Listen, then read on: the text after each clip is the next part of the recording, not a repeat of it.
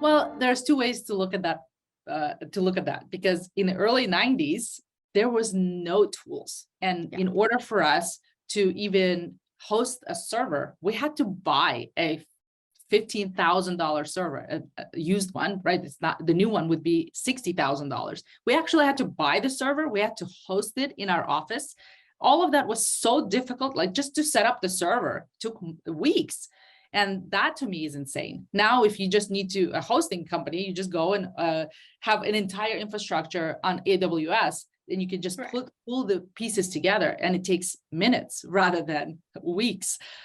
So to build a community, we had to build one from scratch. And in fact, we were building one for Web Girls, our very first community online for our members. And that was so difficult because there was so few resources, like not even a lot of people had internet.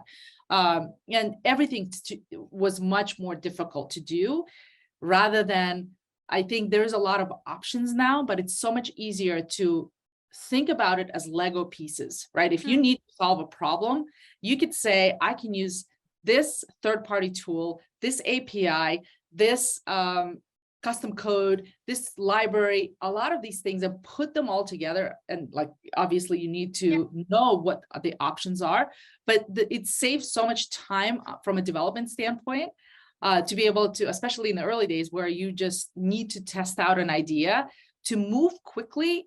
That's what's amazing. For us, in order to even test out an idea in the early 90s, you had to spend a lot of money, at least like $500,000 was not, it was not unheard of to even just get started, because everything had to be custom coded and it would take a lot longer to be able to do. So I think it's a lot easier now, because I've been in both situations, to be able to build a startup, to be able to build anything. And because of the no-code tools and the no-code revolution and the low-code revolution, there's just so much out there. If you just know what the Lego blocks that you need to be able to get your job done faster, it's so much faster.